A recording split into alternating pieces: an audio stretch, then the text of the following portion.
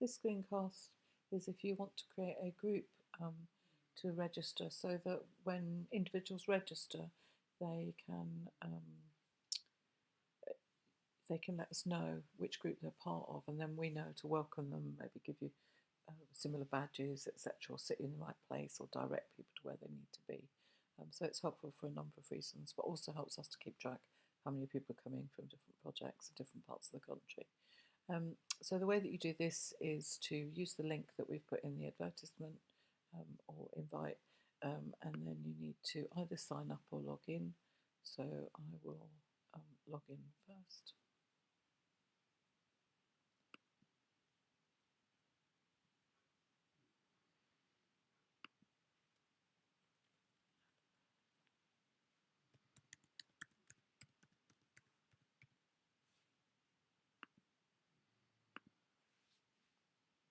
Oops.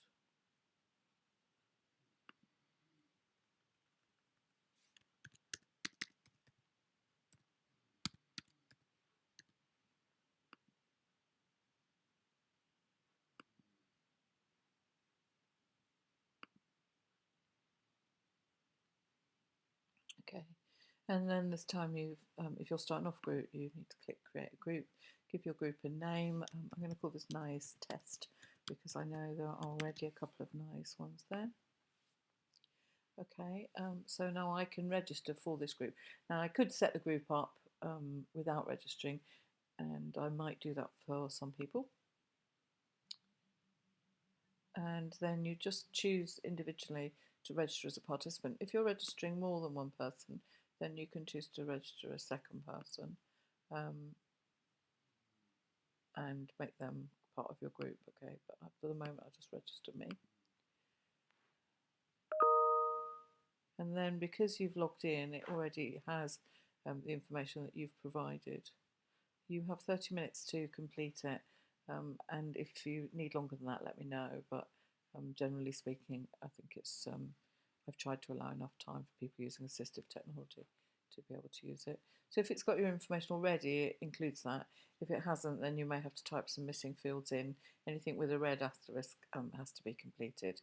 And if there's a second participant, when you finish putting the first participant in, it will ask you to put the second one in. Once you've done that, then you get a series of questions that you are required to answer. For us, in order to make it possible for everybody to participate, the most important question is the question that we ask people about any special requirements they have, be they accessibility or belief, dietary, medical, learning difficulties, or other requirements that we need to know about.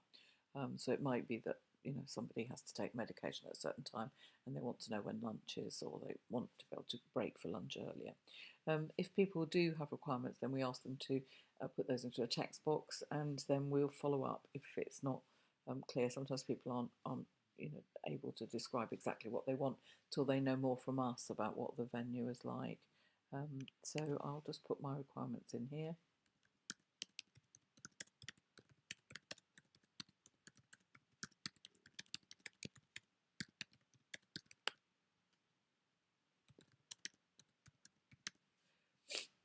And then this is where you get to say in what capacity you're attending, and you get to choose just one of them.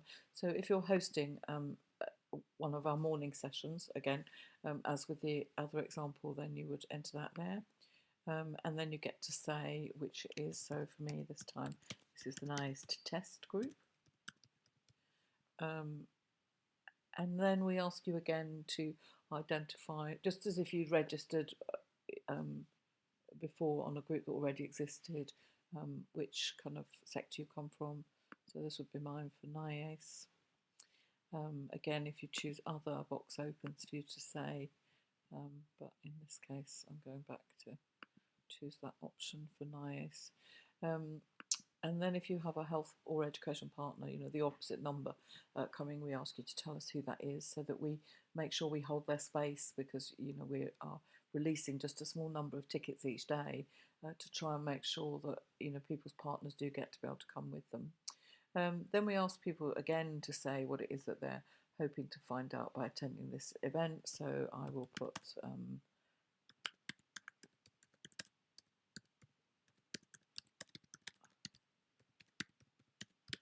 example there. And then, oops, sorry, I put that in the wrong box. And then the next question is, what you're hoping to do as a result of this. So I'll then publish them on the website.